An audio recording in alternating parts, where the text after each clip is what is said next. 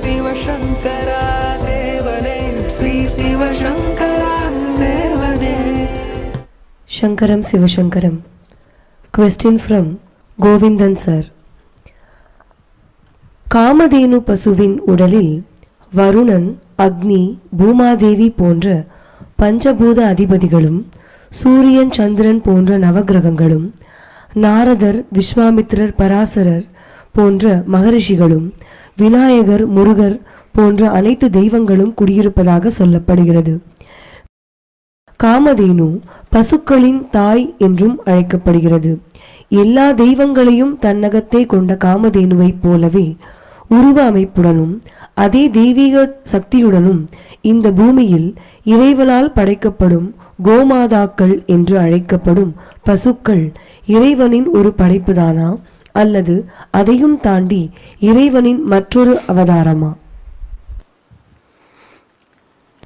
உலகத்தில் எல்லா ஜீவராசிகளுக்குள்ளும் எல்லா தெய்வ வடிவங்களும் இருக்கின்றன.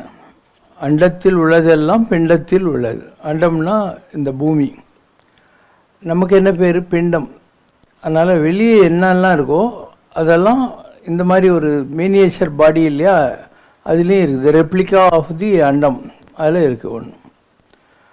இப்போ இவங்க கேட்குற கேள்வி பசுமாடு, காமதேனு இது சம்மந்தப்பட்டது. உலகத்தில் ரெண்டு விஷயம் இருக்குது. ஒன்று, மனிதனுடைய உடம்பு இருக்கு இல்லையா, அது குரங்குலேருந்து வந்தது.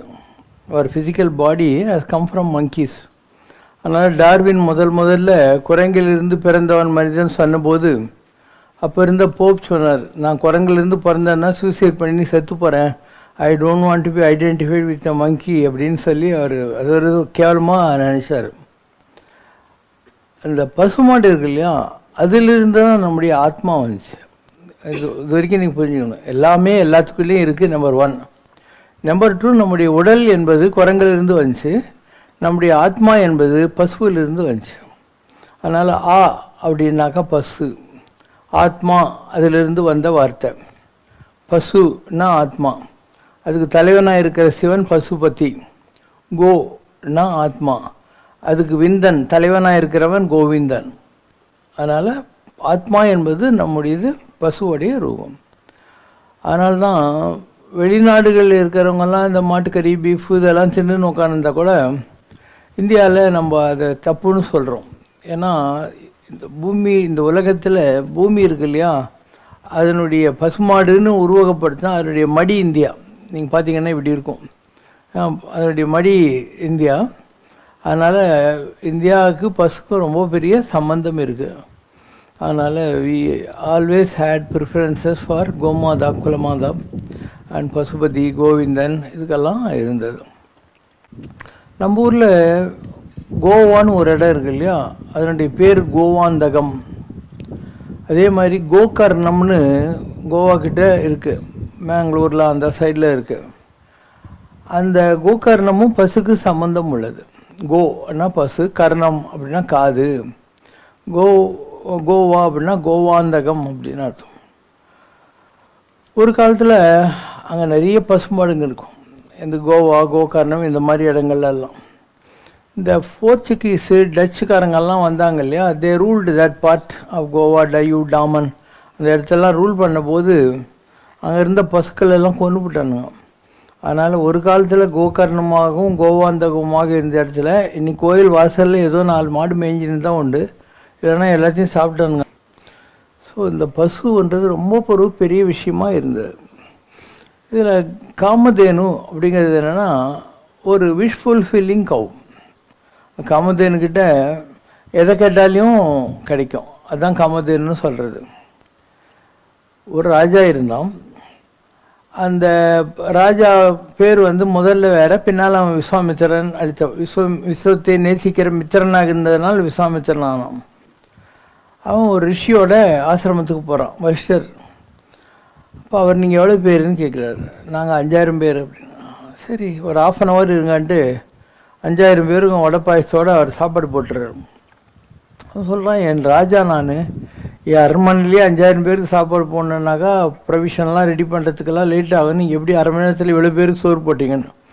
அவன் தேவலோகத்துக்கு காமதேனுனுடைய பசு இருக்கு இல்லையா, அதனுடைய கண்ணுக்குட்டி நந்தினின்னு இருக்குது, அதை நான் தவம் பண்ணி வாங்கியிருக்கேன், அதுக்கிட்ட நான் சொல்லிட்டா போகிறோம், அது எல்லாத்தையும் கொடுத்துரும், என்ன வேணுமோ எல்லாத்தையும் கொடுத்துரும்.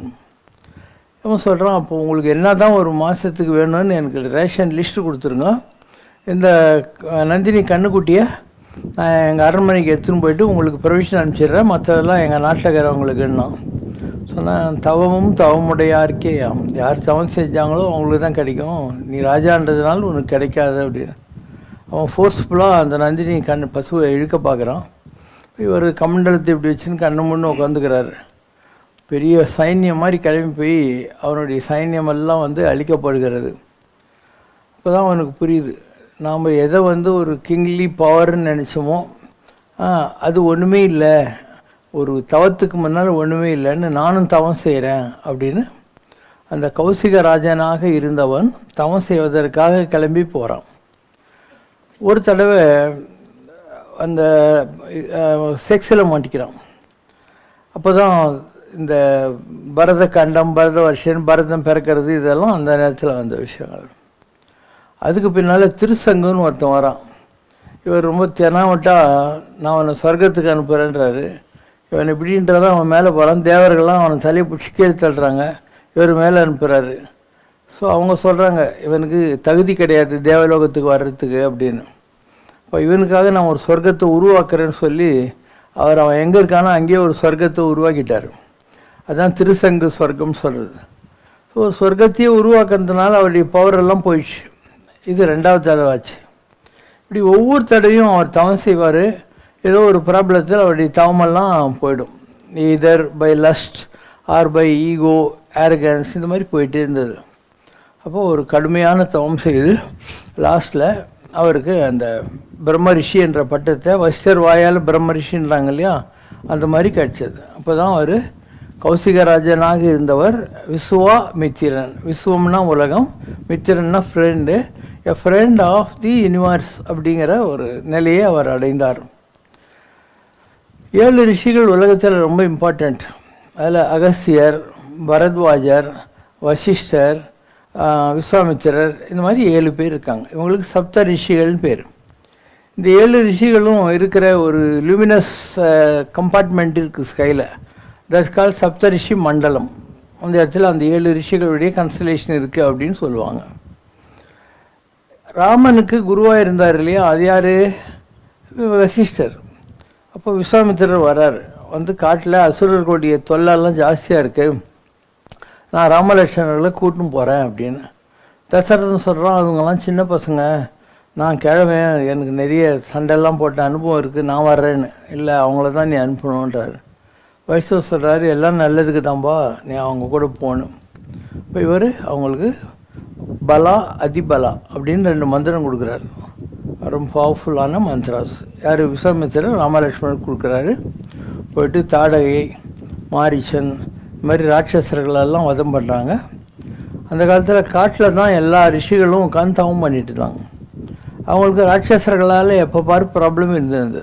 அதுக்காக தான் அந்த ராட்சசர்களை அழிப்பதற்காக விஸ்வாமித்திரர் ராமலட்சுமணர்களை அழிச்சிட்டு போய் அந்த ராட்சசர்கள்லாம் அழித்து அவங்க தவத்துக்கு இடையூறு எல்லாமே செஞ்சார்.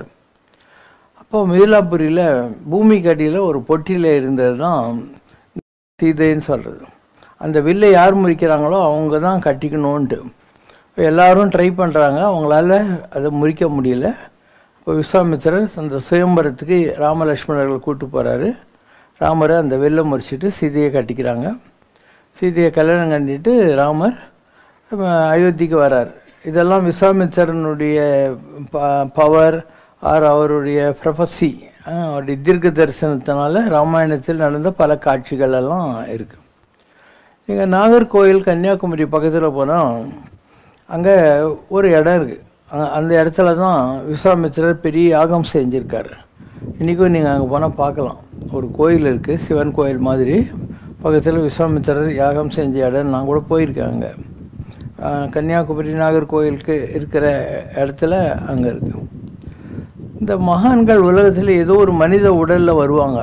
அந்த மாதிரி விஸ்வாமித்திரராக இருந்தவர் தான் சேலத்தில் சாந்தானந்த சுவாமிகள்னு வந்தார்.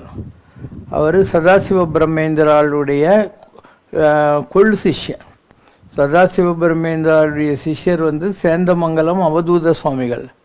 அவருடைய சிஷ்யர் இவர் தான் விஸ்வாமித்திரராக இருந்தார். நல்லா ஜடாமுடியெல்லாம் வச்சுன்னு இருப்பார். இவருடைய இயற்பெயர் சுப்பிரமணியம்.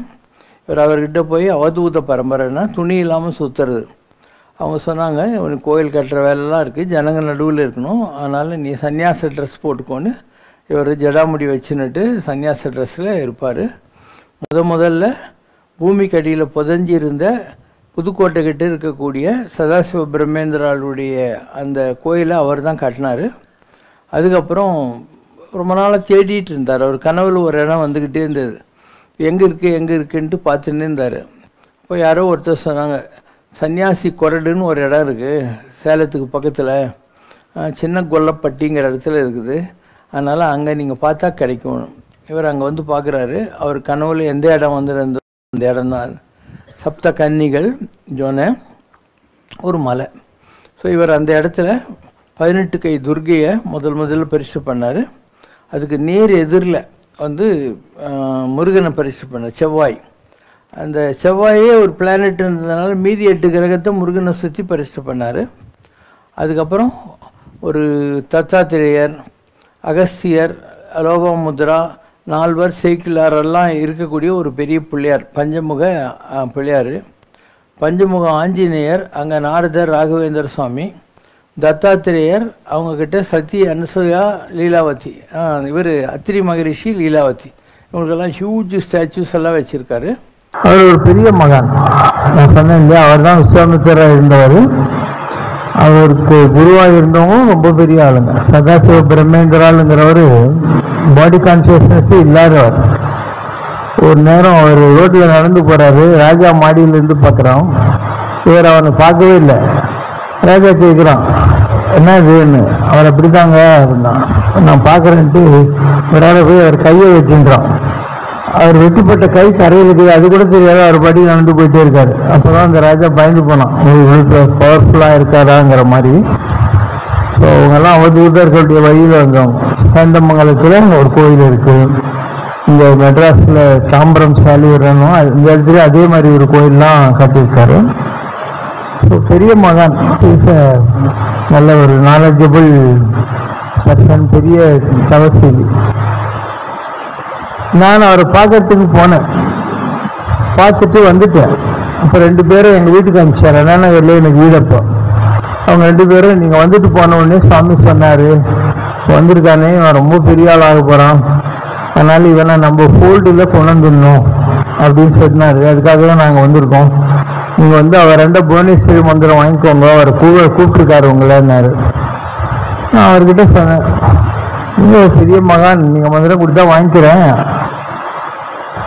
நான் வந்து ஏற்கனவே சதாட்சரம் அஷ்டாட்சரம் பண்ணிட்டு இருக்கேன், அதனால் அதெல்லாம் விட்டுட்டு நீங்கள் பண்ண சொல்கிறீங்க, அது மாத்திரம் என்னால் முடியாது அப்படின்னு.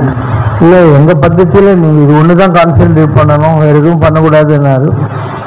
அது எனக்கு சூட் ஆகலை. ஆனால் எனக்கு என்னுடைய வழியிலே நான் போனேன். And I was able to get எல்லாம் அவங்க என்னெல்லாம் நினச்சாங்களோ அதெல்லாம் எனக்கு தானாகவே கிடைச்ச மாதிரி ஒரு ஹை லெவல்ஸ்க்கெல்லாம் போக முடிஞ்சது. இந்த மாதிரி நிறைய நான் பார்க்காத சாமியும் இல்லை, சாமியும் இல்லை. ரொம்ப கஷ்டம் இந்த ஆன்மீகம் இந்த கலிகாலத்தில் செய்யறதுன்றதும், ஒரு நிஜமான ஒரு மகானாக வாழ்கிறதுங்கிறதும் விளையாட்டு கிடையாது. ஒரு ஜென்யூன் மகான் இருக்காங்க, வந்து first qualification no partialities or discrimination. அதான் முதல் தடவை வந்தாலும் சரி, 30வது தடவை வந்தாலும் சரி, 2 பேரும் ஒரு மாதிரி நடத்தணும். மழை பெய்யுது, இந்த மழை வந்து ஆற்றுலையும் பெய்யும், குளத்துலையும் பெய்யும், சாக்கடையிலையும் பெய்யும். சாக்கடை ஆச்சு நான் பெய்ய மாட்டேன்னு சொன்னால் அது மழை கிடையாது இல்லையா? அந்த மாதிரி ஒரு மகானுடைய love or concern for the society should go to every one. அதில் சூசி பார்ஷியலாலாம் இருக்கக்கூடாது. அண்ட் எலிமெண்ட் ஆஃப் காமர்ஸ் இருக்கக்கூடாது. இவங்கள்ட்ட சிரிச்சா நமக்கு என்ன வரும், இல்லைன்னா இல்லை, அந்த மாதிரிலாம் ஒரு நிறைய பேருக்கு அவங்க ஜனங்களை நம்பின்னு இருக்காங்க, அவங்க மடத்தை நடத்துறதுக்கோ இல்லை அவங்க ஆசிரமத்தை நடத்துறதுக்கோ. அதனால் இவங்க சொல்லிட்டு இருப்பாங்க, இந்த மாதிரி பிரம்மம் பேதமே கிடையாது அப்படின்னு சொல்லின்னு இருப்பாங்க. ஏன்னா ஒரு சேட்டு காரில் வந்து இறங்குவான், உடனே இவர் எல்லாரையும் விட்டுவிட்டு அங்கே போயிட்டு ஆயே அப்படின்னாரு. அப்போதான் சொல்லி நீ பிரம்மம் அவன் சேட்டாக இருந்தால் அவனுக்கு என்ன, சேட்டு இல்லைன்னா அவனுக்கு என்ன, நீங்கள் எல்லாரும் விட்டு போட்டு அவனு போய் வா வான்னு கூப்பிடுவார். ஏன்னா அவங்ககிட்ட காசு கிடைக்கும். இது ஒரு பெரிய ப்ராப்ளம். ஒரு பெரிய மகான் என்னன்னா இருக்காங்க சில பேரெல்லாம். அவர் சொல்லியிருந்தார், இந்த உலகத்தில் இருக்கிற எல்லா ஜீவராசிகள்கிட்டையுமே கடவுள் தான் இருக்காரு அப்படின்னு சொல்லிட்டு சொல்லியிருக்கிற போது அங்கே பிரெட் இருந்துச்சு. அந்த பிரெட் எடுத்துன்னு ஒரு நாய் ஓடிச்சு. இவர் அதை தொட்டின்னு ஒன்னாரு. எல்லாரும் இப்பதான் சொன்னீங்க எல்லா ஜீவராசிகள்கிட்டையும் கடவுள் தான் இருக்குன்னு சொல்லிட்டு நீங்க நாயை தொட்டின்னு போனீங்கன்னு. நான் கும்பிடுற அந்த சாமி இந்த நாயா வந்திருக்கார். அவர் வெறும் பிரெட்டு சாப்பிடக்கூடாது, ஜாமோட சாப்பிடணும், ஜாம் எடுத்து பட்டர் ஜாம் எடுத்துன்னு ஒவ்வொன்றும் ஒவ்வொரு விதமான ஆட்டிடியூட். ஸோ ஆன்மீகத்தில் ஹையஸ்ட் லெவல்ன்றது எத்துணையும் பேதம் வராது, எவ்வுயிரும் தம்முயிர் போல் எண்ணி ஒத்த உரிமை உடையவராய் யோக்கந்தார் யாவர். எல்லாரையும் ஒரே மாதிரி நடத்தணும், யார்கிட்டையும் எந்த பார்ஷியாலிட்டி காட்டக்கூடாது. அப்படின்னா அதுதான் ஹையஸ்ட் லெவல் ஆன்மீகத்தில். எனக்கு தெரிஞ்சு இந்த மாதிரி நான் பார்த்ததுல காஞ்சி மகாபெரியவர் அவர் பேதெல்லாம் பார்க்க மாட்டார். சாதாரண ஆளுலேருந்து எல்லாரையும் ஒரு மாதிரி நடத்துவார். இது ஒரு நான் பார்த்ததில்ல. அண்டு கோடிசாமி அவர் அப்படிதான், போலீஸ் ட்ரெஸ் எல்லாம் போட்டுன்னு வருவான். தாத்தா டியூட்டிங்க வந்துக்கிறேன், போயிட்டு லீவ் போட்டு சிவில் ட்ரெஸ்ல வாடுவார் இல்லையா. ஏன்னா மற்றவங்க ஒரு கம்ஃபர்டபுள் இல்லாமல் ஃபீல் பண்ணுவாங்க. ஒரு போலீஸ்கார ஆஃபீஸர் வந்திருக்கான்னு போய் சிவில் ட்ரெஸ்ல வா அப்படின்வாரு. சில பேரை நான் பார்த்தவங்கள எந்த ஒரு ஹையஸ்ட் லெவலுக்கு போனவங்களையும் பார்த்துருக்கேன். சில பேர் நிறைய டவர்ஸ் இருக்கு, நல்ல பாரம்பரியமான குரு பரம்பரையில் வந்திருப்பாங்க. ஆனால் இந்த வேர்லி ஆக்டிவிட்டீஸில் அவங்க இன்னும் பழுக்கலை. அந்த மாதிரி ஆட்களையும் பார்த்துருக்கோம். அதனால நம்ம சம்ரேஷனா பொறுத்து மாத்திரம் அது மலையப்பன் தெருவாக இருந்தாலும் சரி, பெசன் நகராக இருந்தாலும் சரி, நிலங்கரையாக இருந்தாலும் சரி, இங்கே வந்தப்புறம் சரி, எல்லாருக்கும் ஒரே ட்ரீட்மெண்ட் தான். தனிப்பட்ட முறையில் ஒரு விஐபி ட்ரீட்மெண்ட் அது மாதிரிலாம் கிடையாது. ஒரே மாதிரி ட்ரீட்மெண்ட்டு. அவங்களுக்கு உட்காந்து இடத்துலேயே கொண்டு போய் பிரசாதம் கொடுத்துடணும், உட்காந்து இடத்துலையே பிளேட் வாங்கிடணும், உட்காந்து இடத்துலேயே கை கழுவுக்கு தண்ணி கொடுத்துடணும். இந்த மாதிரி எல்லாமே ஒரே ட்ரீட்மெண்ட் தான் இருக்கும் எல்லாருக்கும். பார்ஷியாலிட்டி எல்லாம் அதில் காட்டுறதில்லை. ஆன்மீகத்தில் ஒவ்வொருத்தருடைய ஸ்டைல் ஆஃப் ஃபங்க்ஷனிங் ஒரு ஒரு மாதிரி இருக்கும். நான் இந்த மாதிரி வச்சுருக்கிறதுக்கு காரணம் என்னன்னா, எனக்கு பணம் தேவையில்லை. அதாவது சில பேருக்கு ஜாதகம் நல்லா இருக்கும், என்னுடைய ஜாதகம் ரொம்ப பவர்ஃபுல். அதனால் நான் ஏழையாக இருக்கிறதுக்கு சான்ஸே கிடையாது. இந்தியன் எக்ஸ்பிரஸில் ஷார்ட் டெல்லர்னு ஒரு பத்திரிகை, அதில் டாக்டர் ஹேமமாலினி ஒரு மேடம் என் சிக்னேச்சர், என் கைரேகை, என் ஜாதகம் எல்லாத்தையும் எடுத்துன்னு போய் ஒரு நேமியாலஜிஸ்ட்டு, ஒரு ஹாரோஸ்கோப்பு, நியூமராலஜிஸ்ட் எல்லார்கிட்டையும் கொடுத்து, நான் யாரும் சொல்லலை இது என்னன்னு சொன்னாங்க. அவங்க சொன்னாங்க, இந்த ஜாதகம் காஞ்சி பரமாச்சாரிய ஜாதகம் ஒரே மாதிரி இருக்கு, ரெண்டு பேருடைய ஜாதகத்துலையும் சனியும் கேட்டும் ரொம்ப உச்சமாக இருக்கிறதுனால எதை சாதிக்கணும்னு நினைக்கிறாங்களோ அதை சாதிப்பாங்க. ஸோ அவர் எங்க, நான் எங்க, அவர் சன்னியாசி, நான் வைலி பர்சன் ஒன்று. ரெண்டாவது, இந்த ஜாதகம் மகாபாரத் பீஷ்மர் மாதிரி நினைச்சா தான் சாவார், இல்லைன்னா சாவே மாட்டார்னா. சுயம் சிந்தனை மரணம் உள்ள ஜாதகர் அப்படின்னாங்க. பார்த்தா நான் ஃபேன் சட்டு தான் போட்டுருக்கிறேன், வச்சு தான் கட்டின்னு இருக்கேன், அட்ரஸாச்சுருக்கேன். ஆனால் ஹாரோஸ்கோப் அந்த அளவுக்கு ரொம்ப பவர்ஃபுல், ஒரு வித்தியாசமான ஹாரோஸ்கோப். ஜனங்களுக்கு ஆன்மீகத்தில் ஒரு வேஷம் ஈஸியாக புரியுது. ஒரு மொட்டை பட்டை கையில் வாத்து வாட்டுற குச்சி இதெல்லாம் வச்சுருந்தா அவங்க பெரிய சாமியார் போகிறதுன்னு நினச்சிக்கிறாங்க. நம்ம மாதிரி ஜாலியாக குழந்தைங்கலாம் சின்ன சுற்றி இருக்குமா, அப்போ இவர் ரொம்ப சாதாரண சாமியார் பழகுதுன்னு நினச்சிக்கிறாங்க. இது அவனோட தப்பு, நம்ம தப்புன்னு கிடையாது. I need not compromise between X and Y. I don't need anything. எனக்கு என்ன வேணும், எனக்கு ஒன்றுமே தேவையில்லை. இப்போ இவ்வளோ பெரிய ட்ரஸ்ட் வச்சுருக்கேன், ஆனால் நான் இதில் ட்ரஸ்ட்டு கிடையாது, எதுலேயும் என் கையெழுத்தே இருக்காது. என்னை நம்பி வந்தவங்களே நீங்களே எல்லாம் பார்த்துக்கோங்கன்னு சொல்லி விட்டுட்டேன். யாராவது ஒரு சாமியார் இவ்வளோ பெரிய சொத்தெல்லாம் உருவாக்கிட்டு அதில் அவன் இல்லாமல் இருப்பானா, கையெழுத்து கூட இல்லாமல் இருப்பானா, யோசனை போடுறேன். அதுதான் ஹையஸ்ட் லெவல். விட்டு விடுதலையாகி நிற்பாய் சிட்டுக்குருவியை போலேங்கிற மாதிரி.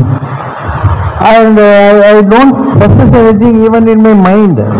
ஒவ்வொருத்தருக்கும் ஒரு ஜாதகம் இருக்கும். அந்த ஜாதகத்துப்படி பதவி பூர்வ புண்ணியானம், அவங்களுக்கு வசதிகளுக்கு பஞ்சமே இருக்காது. இவங்க எதுவுமே வேணான்னா கூட எல்லாம் வந்துக்கிட்டே தான் இருக்கும். எல்லாம் வந்துக்கிட்டே இருக்கும், எதுக்கும் பஞ்சம் இருக்காது. சரி, இவ்வளோ பெரிய அமைப்பில் நான் சிக்னேட்டரி கிடையாது, என் பேரில் எந்த சொத்தும் கிடையாது. இன்னைக்கு வரைக்கும் நான் ஒரு சைக்கிளு, காரு, ஸ்கூட்ரு எதுவுமே வச்சுக்கிட்டே கிடையாது. இதெல்லாம் மக்களுக்கு புரிய காலம் வந்தா ஆன்மீகத்திலே பெரிய உயரங்கள் என்னங்கிறதெல்லாம் மக்களுக்கு தெரியும். ஜாதகம் பெரிய மகான் இருந்தாரு, சமர்த்த ராமதாசன் பேர். அவர்கிட்ட ரங்கநாத கோஸ்வாமின்னு ஒருத்தர் இருந்தார். இந்த சமர்த்த ராமதாஸ் பெரிய ஆள், சிவாஜி மகாராஜுக்கே குரு. இன்னும் இவ்வளவு பெரிய ஆள் பாரு. அவருடைய மற்ற சிஷியங்கள்லாம் காவி ஜீவி கட்டின்னு சுற்றின்னு இருப்பாங்க. இந்த ரங்கநாத கோஸ்வாமி ஜம்முன்னு பட்டு பீதாம்பரெல்லாம் போட்டுட்டு காதில் வைரக்கடுக்கெல்லாம் போட்டு சுற்றின்னு இருப்பார். மற்ற சிசிய கோடிங்கெல்லாம் போய் சொல்கிறாங்க, நாங்கள்லாம் எப்படி இருக்கோம், அவன் எப்படி இருக்கான் பாருங்க அப்படின்னா. அதான் அப்படியா பண்ணுறான், நாளை காலையில் குரு அவனை கோமணம் கட்டி நடுவில் உட்கார வச்சாருன்னு சொல்லியிருந்தோம். போய் குரு நாளை காலையில் ஒன்று நடுவில் கோமணம் கட்டின்னு உட்கார சொன்னார். குரு சொல்லிட்டார் இல்லை, அது ஒரு கோமணம் கட்டி உட்காந்துட்டார். இதை பார்த்துட்டு ஒரு சிப்பாய் போய் சிவாஜி மகாராஜ் கிட்ட சொல்கிறான், அவருக்கு என்னாச்சுன்னு தெரியலீங்க. உடனே பட்டு பீதாம்பரம் ஒரு உட்கார்றதுக்கு ஒரு சிம்மாசனம், சிவாஜிக்கு ஒரு சிம்மாசனம்லாம் எடுத்துட்டு வந்துடுறாங்க. சிவாஜி ஒரு சிம்மாசனத்தில் உட்காந்துருக்கான், இவர் பட்டு பீதாம்பரம் தான் கட்டிக்கிட்டு இன்னொரு சிம்மாசனத்தில் உட்கார்றாரு. சிவாஜி ஒரு விசிறி நிற்கிறான், பக்கத்தில் குதிரை யானை எல்லாம் வந்துட்டு சிப்பாய்ங்கெல்லாம் வந்து நின்றுக்கிறாங்க. தூரத்தில் சமத்ரா வராரு, வந்துட்டு அங்கே என்ன நடக்குதுன்னு போய் பாருங்க. என்னங்க அவனை நம்ம நடுரோட்டில் உட்கார வச்சோம், அவன் வந்து ஜாலியாக சிவாஜி விசிற மாதிரி சிம்மாசனத்தில் உட்காந்துக்கிறான் அப்படின்னாங்க. தெரியுதா உங்களுக்கு, நம்ம நடுரோட்டில் உட்கார வச்சா கூட அவன் ஜாதகம் எப்படி ராஜா விசிற அளவுக்கு அவனுக்கு இருக்குது அப்படின்னு சொல்றாரு. ராமானுஜர் இருந்தார் இல்லையா, அவர் பெரிய நிலையில் இருந்தார். அவருடைய சிஷ்யங்க அவங்கெல்லாம் காவேரி ஸ்ரீரங்கத்துக்கிட்ட இருக்கிற காவேரி ஆற்றுல அவங்க கிட்ட இருக்கிற கோமன் துணி டவல் எல்லாம் வந்து காய போட்டு குளிக்கிறதுக்கு போயிருக்காங்க. அப்போ ஒரு வித்தியாசமான காட்சியை ராமானுஜர் பார்க்குறாரு. பார்த்தா தன் தோல் மேல இருக்கிற துண்டை ஒருத்தன் கீழே போடுறான், கொடையை பிடிச்சிக்கிறான். அந்த துண்டு மேலே அவன் பொண்டாட்டி நடந்து போகிறான், அவ கையில் கொடை கொடுத்துட்டு இந்த துண்டை அப்படி போடுறான். இப்படி என்னவா நடக்குதுன்ற ராமானுஜர். உலகத்திலேயே என்னுடைய மனைவி தான் அழகி, அதனால அவன் மேலே வெயில் படக்கூடாதுன்றதுக்காக நான் இப்படி அவளை சொகுசாக கூட்டின்னு போறேங்க. இதை விட ஒரு அழகான ஆளை நான் காட்டினா உன் மனசு மாற்றிக்கிறியான்னு யாரும் இருக்க முடியாதுன்னா வான் கூட்டின்னு போறார். போய் ஸ்ரீரங்கத்தில் அந்த பள்ளி கொண்ட பெருமாள் இருக்காரு இல்லையா, அவரை காட்டுறார். பச்சை மாமலை போல் மேனி பவளவாய் கமல செங்கன் அச்சுதா அமரரேரி ஆயிரதம் கொழுந்து இதெல்லாம் பார்த்த உடனே பெருமாள் தான் அழகு அப்படின்னு சொல்லி, நான் இனிமேல் இந்த மந்திரி வேலையை விட்டுறேன்னு சொல்லி அவனும் அவன் பொண்டாட்டியும் எல்லாத்தையும் விட்டு சாமிக்கிட்ட வந்துடுறாங்க ராமானுஜர்கிட்ட. இந்த சிகிச்சை கேடிகளுக்கெல்லாம் ஒரே பொறாமை. அவன் பணக்காரன் வந்த உடனே குரு நம்மளை கண்டுக்கிறது இல்லை, எனக்கு வேணா கற்பனை பண்ணிக்கிறான். இவர் என்ன பண்ணுறாரு, ஒரு ஆளை கூப்பிட்டு அவங்கெல்லாம் குளிச்சுட்டு காய போட்டிருக்காங்கல்ல கோமம், அதெல்லாம் நல்லா தீச்சிட்டு வந்துடுன்றாரு. இவன் போய் எல்லா கோமத்தையும் தீச்சிட்டு வந்துடுறான். அவங்க மண்ணை அள்ளி போட்டு எந்த பாவியோ எங்ககிட்ட இருந்ததே கோமலம் தான், அதையும் இப்படி பண்ணிட்டானுங்களே, உருப்பிடுவாங்களா, நாசமா போகான்னு திட்டுறானுங்க. இவர் ஒன்றும் தெரியாத மாதிரி உட்காந்துட்டார் ராமானுஜர். அவங்கெல்லாம் வந்த உடனே இவனை கூப்பிட்டு, யாரு அந்த பிள்ளை உரங்கா வெள்ளிதாசன், எனக்கு ஒரே ஊரில் ஒரு வேலை இதுக்கு போயிட்டு வான்னு அனுப்பிச்சிடுறாரு. அந்த ஒய்ஃபு வீட்டுக்கு போயிடும். இவர் 2 பேரும் கூப்பிடுறாரு. அவனை நான் வெளியூருக்கு அனுப்பிச்சிட்டேன், இன்னைக்கு ராத்திரி அவள் தூங்கி நிற்பான். அப்போ அவள் காயில் இருக்கிற வைர கண்மல் திண்டிங் வந்துருங்க. இவங்க இன்னும் புத்தி கெட்டு போச்சு, நம்ம குருக்கு நேற்று வரைக்கும் நல்லா இருந்தாருன்னு சொல்லிட்டு நைட் போகிறாங்க. அவள் படுத்துன்னு இருக்கான். இந்த கம்பலை கழட்டுறாங்க. இது பார்க்குறா, நாமம் போட்ட மூஞ்சி தெரியுது. ஐயோ யாரோ பரம பக்தர்கள், உங்களுக்கு என்ன கஷ்டமோ, 2வது கம்மலையும் அவங்க திருடின்னு போகணும்னு சொல்லி இப்படி திரும்பி படுக்கிறா. ஓகேவா, அவங்க ஐயோ மொழிப்போன் தைச்சிட்டு ஓடி போயிடுவாங்க. மறுநாள் காத்தால அந்த வெள்ளிதாசன் ஒய்ஃபை கூட்டின்னு வரான். 95 பேர். இது கூட இனிமேல் குடும்பம் நடத்த மாட்டேன் சாமின்றான் ராமானுஜர்கிட்ட. ராம்பான் யாரோ வயசானவர்கள் கஷ்டத்துக்கு வந்திருக்காங்க, திரும்பி படுத்தாம இருந்தா 2வது கம்மலையும் எடுத்துன்னு போயிருப்பாங்க, இப்போ ஒரு கம்மலோடு போயிட்டாங்க, அதனால இவ பாதைக்கு ராட்சசி, நான் கூட குடும்பம் நடத்த மாட்டேன். இப்போ ராமானுஜர் சிஷியங்களை கூப்பிட்டுறான். ஒரு சாதாரண கோமத்துணி போனதுக்கே பாரு பக்தனுக்கு 2வது கம்பல் கிடைக்கலையேன்னு சொல்லி வந்துட்டுக்கிட்டு குடும்பம் நடத்த மாட்டேன்ட்டான். அவங்க 2 பேர்ல யாருக்கு ரொம்ப பக்குவம் இருக்குதுன்னு சொல்லுவார். இதெல்லாம் தான் மிகப்பெரிய உயரங்களை ஆன்மீகத்தில். எந்த ஒரு யாதனின் நீங்கியான் இரும்பை அதை நோதல் அதனின் எதுவும் வேணாம் எவன் இருக்கானோ அவன் தான் உலகத்தில் பெரிய ஞானி. எல்லாத்தையும் எடுத்து வச்சுக்கிட்டு எனக்கு எனக்கு அப்படின்னு சொல்லுவான். அந்த மாதிரி சமரேஷன் ஒரு பாட்டு இருக்கும்.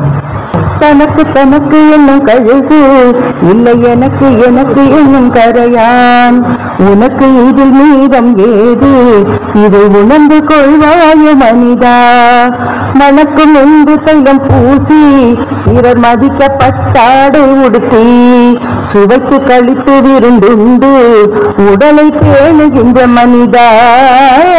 கணக்குள் கூட்டி கழித்து ஒரு காசும் தர்மம் செய்கில்லாய், வாழ்வு கணக்கு வைத்தானே யமனும் இதை கணவன் நினைத்தாய மனிதா. சொந்தம் சுற்றமென சொல்லி உனை சூழ்ந்து சுகமடைந்த பேர்கள் வந்த யமனிடம் உனக்காய் தான் வருவேன் என்பாரோ மனிதா. உடன் எடுத்து நீ செல்ல உன்னிடம் என்ன உண்டு? ஒரு பெர்ஃபெக்ட் லிவிங் இந்த எர்த்ன்றது எந்த ஒரு தேவையும் இல்லாமல் இருக்கிறது. தேவைகள் உள்ளவன் வழிபடுவான். If you have some wants, you will worship. கடவுளே எனக்கு லட்டு கொடு பூந்தி கொடுன்னு சொல்லு. உனக்கு எதுவுமே வேணாம் இல்லையா, எதுவுமே வேணான்னு ஒரு நிலையை அழிஞ்சிட்டேன்னா ஒன்று மற்றவங்க கும்பிடுவாங்க. A fellow who has wants worships. A fellow who has no wants is worshipped. தேவைகள் உள்ளவன் வழிபடுவான், தேவைகள் அற்றவனும் வழிபடப்படுவான். So the best way to become worshipable is, இப்போ உனக்கு அது வேணும் லட்டு வேணும் பூந்தி வேணுங்கிற போது நீ எடுத்து வச்சுக்குவ. இப்போ பெரிய பெரிய மடாதிபதிகள்லாங்கிறாங்க, அவங்கள பார்க்கறதுக்கு போகிற போது அவங்க ஆரஞ்சு பழம் அது இதெல்லாம் எடுத்துன்னு போவாங்க. அந்த மரத்தில் இருக்கிறவங்க என்ன பண்ணுவாங்க, ஆரஞ்சு பழம் அதெல்லாம் எடுத்து வச்சு கூடிய பின்னால் வச்சுக்குவாங்க. உங்களுக்கு வெறும் வாழைப்பழம் வந்தால் பெரிய விஷயம். நீங்கள் அந்த மாதிரி முடியுமா? எல்லாருக்கும் கொடுத்து தான் முக்கியம். ஒழிச்சு வைக்கிறதுக்கு நமக்கு அவசியம் இருக்கிறது இல்லை.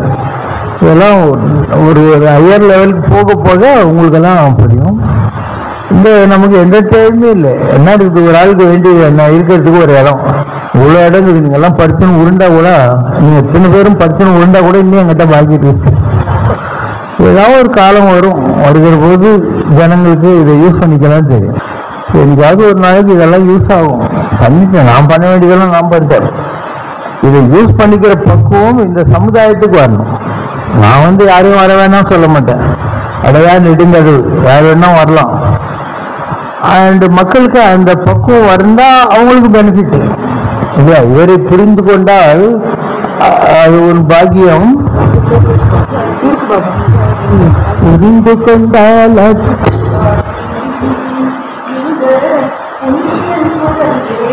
வாக்கியம் இகழ்ச்சிக்கும் புகழ்ச்சிக்கும் எட்டாத உயரம். பாபா இமயத்தில் தவம் செய்த இமயத்தின் இமயம். மகிழ்ச்சியும் நிம்மதியும் பொழிகின்ற இதயம். ஒரு மகத்தான ஆன்மீக அஸ்தமனத்தையும் உடைய காலமாய் ஆக்கிடும் ஆன்மீகம். தன் சித்தப்படியே தெய்வ வடிவங்கள் செதுக்கிடும் தெய்வீகம். சபையை தேடும் மனிதர்கள் மத்தியில் சத்தியம் தேடும் மாமனிதன். எதையும் உன்னிடம் எதிர்பார்க்காமல் இதயம் கேட்கும் மாமுனிதன். தான் ரொம்ப முக்கியம். எதையும் உன்னிடம் எதிர்பார்க்காமல் உன் இதயம் கேட்கும் மாமனிதன். All that I need is your heart and I don't need anything from anyone. நீ எனக்கு என்ன கொடுத்து முடிஞ்சது, என்கிட்ட இல்லாத ட்ரெஸ் இல்லை, இடத்துக்கு எனக்கு பஞ்சமே இல்லை. I no wants no needs. ஏதாவது ஒரு காலம் வருகிற போது maybe people will discuss my management techniques. இவ்வளோ பெரிய ஆர்கனைசேஷனை இன்னைக்கு வரைக்கும் பேங்க்கில் காலெலாம் கடன் வாங்க மாட்டேன். எல்லாமே வித்தியாசமாக இருக்கும். இதெல்லாம் எப்படி நடக்குது? நம்ம தாம் காமதேனவே பஜதாம் கல்பவருஷாவ. I took over the spirit from Raghavendra Swami. இப்போ அவரே காமதேனு கற்பக வருஷம்னா அவருக்கு பின்னால் வந்திருக்கிற நான் காமதேனு ப்ளஸ் கற்பக வருஷம் ப்ளஸ் இருக்கணுமா இல்லையா? அவரே அப்படிதான் இருந்தாருன்னா அங்கேருந்து டேக் ஓவர் பண்ண நான் இன்னும் பெரிய நிலைகளுக்கு போயிருக்கணும். அதனால ஒரு எண்ணிய எண்ணம் தானும் எண்ணியது போல் நடக்க அப்படின்னார். என்ன நினைக்கிறாரோ அதெல்லாம் நடந்துடும். வேண்டியாங்கு ஈதலால் தவம் யாண்டும் முயலப்படும். ஒன்று நினைச்சோம்னா அது நடந்தே தீரும். அது ஒரு பவர், எல்லாருக்கும் கொடுக்க மாட்டாங்க. ஏதோ ஒரு வகையில் நமக்கு அந்த பவர் இருக்கு. ஒன்று. ரெண்டாவது, நீ எவ்வளோ பெரிய சாமியாராக இருந்தாலும் அவங்க உனக்கு ஏதாவது உன் கர்மாவை நிவர்த்தி பண்ணால் அந்த கர்மா வாங்க வேண்டியிருக்கும். உமாயன் சாக கிடக்கிறான். இப்போ பாபர் ப்ரே பண்ணால் எல்லாம் சொல்கிறாராம், அவன் கர்மாவை நீ வாங்கிக்கோ 1 to 1, அவனை காப்பாற்றிடுறேன். சரி, நான் கழவன் செத்து போனால் பரவாயில்ல, என் பிள்ளையை காப்பாற்றுன்னு பாபர் செத்து போட்டவன் வாங்கி வந்துட்டான். இந்த மாதிரி உலகத்தில் நீ எந்த சாமியார்கிட்ட போனாலும் அவனுக்கு ஹெல்ப் பண்ணணும்னு நினச்சான்னா கூட உன் கர்மாவை வாங்கினதான் போக முடியும். எனக்கு எக்ஸம்ஷன் இருக்கு. நான் எந்த கர்மாவும் யார்கிட்ட வாங்கினாலும் அது என்னை பாதிக்கவே பாதிக்காது. அந்த மாதிரி ஒரு என்ன சொல் பூமி தெரியல 4 படி தானும் ஸ்பரிசம் தன்னால் பட்டிட முன்னும் வினையும் மறைய பின்னும் வரும் வினையும் தானும் மறையும் சாற்றலும் எண்ணிய எண்ணம் தானும் எண்ணியது போல் தான் நடக்க இவன் தானும் அவன் வினையை ஏங்குவான் கண்டான். வர்றவனுக்கு என்ன ப்ராப்ளமோ அது எந்த கர்மாவனால வந்ததோ நான் நினைச்சா அந்த கர்மாவை நான் வாங்கிக்கலாம். ஆனால் அது என்ன பாதிக்காது. It's a special boon given to me from the celestials. But நான் வாங்கிக்கிற அளவுக்கு உங்ககிட்ட தகுதி இருக்கணும்ல. unless you are really dedicated, committed and you are so noble, sacrificing, நான் ஏன் வாங்கணும்? உங்க கர்மாவை நான் ஏன் வாங்கணும்? இல்லையா? அதனால it's not that I cannot do, I can do any damn thing on this earth provided you deserve it. இதெல்லாம் சும்மாலாம் பண்ண முடியாது. ரோட்டில் போகிறவெல்லாம் வந்து நாளைக்கு உட்காந்துருப்பான். நான் என்ன இந்த ஆஸ்பத்திரியை நடத்தி எல்லாம் லைனில் வந்து நின்றுட்டு உங்கள் கர்மாவெல்லாம் நான் வாங்கிக்கிறோம் போயிட்டு வந்து இது I have my work to do, I my prayers, my yagam, my puja. So I have to keep my self healthy. So you should deserve. உனக்கு நான் உன் கர்மாவை மாற்றணுன்ற அளவுக்கு நீ டிசர்வ் பண்ணால் நான் மாற்றுவேன். அதுக்குள்ளே பவர் எங்கிட்ட இருக்குது. ஓகேவா? பாடுங்க, முடிச்சிடறேன். சின்ன குழந்தையே சங்கரமே, சித்திரமெத்தையின் பூச்சரமே, அன்னை நான் செய்த பெரும் தவமே, ஆதிசங்கரமே தாலேலோ. சின்ன பதங்களை நான் வருடி சிந்தை குளிரவே பார்த்திருப்பேன், சன்ன குரலிலே நான் பாட சங்கரா கண்கள் உறங்காயோ. நீதி நசித்து வருவதிலே நிம்மதியின்றி தவித்தாயோ, ஜோதி ரூபன் நீ கண் திறந்தால் சுத்த சன்மார்க்கம் தழைக்காதோ. கலியுக கேடுகள் கண்டு கண்டு கண்கள் சிவக்க அழுதாயோ, காந்தமலை வாசன் நீ நினைத்தால் கற்பகச் சோலை வளராதோ. ஆர்யாம்பிகையாக நான் இருந்தேன், உன்னை அள்ளி அணைத்து மகிழ்ந்திருந்தேன், தூரிகையால் உன்னை தீட்டி வைத்தேன், என் துன்பத்திலும் அதை பார்த்திருந்தேன். தாயின் மனது தவித்ததென்று தங்கமே நீ மீண்டும் வந்தாயோ, ஆயக்கடுமை நடுவினிலே அன்னை மடியில் உறங்காயோ. குறை ஒன்றுமில்லை மறைமூர்த்தி கண்ணா, குறை ஒன்றும் இல்லை கண்ணா,